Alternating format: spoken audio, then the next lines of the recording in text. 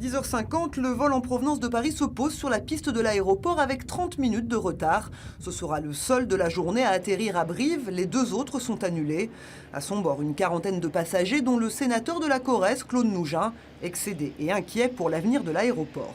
C'est une catastrophe. On voudrait fermer l'aéroport de Brive, on ne ferait pas mieux. Je devais entrer à 16h cet après-midi. J'ai dû annuler tous mes rendez-vous, toutes mes réunions au Sénat ce matin, pour pouvoir être à Brive pour assurer ma présence ce soir. Même souci pour les voyageurs au départ de Brive. Seuls les vols du matin sont assurés.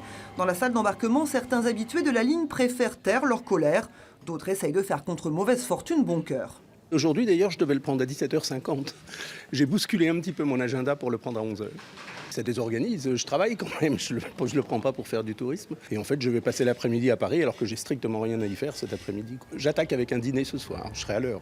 Depuis le début du mois, Hop a ainsi annulé pas moins de 21 vols au départ ou à l'arrivée de Brive.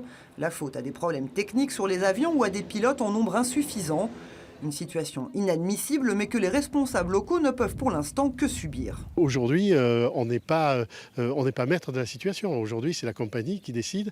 Tant qu'il n'y aura pas une réorganisation d'Air France, tant qu'on ne saura pas si Air France veut véritablement avoir une politique de liaison avec les territoires, s'ils veulent favoriser uniquement le long courrier, mais qu'ils le disent. Un coup dur pour l'aéroport de Brive, dont le trafic est en augmentation constante et qui espère capter une partie de la clientèle de la Dordogne, avec l'arrêt de la liaison aérienne entre Périgueux et Paris.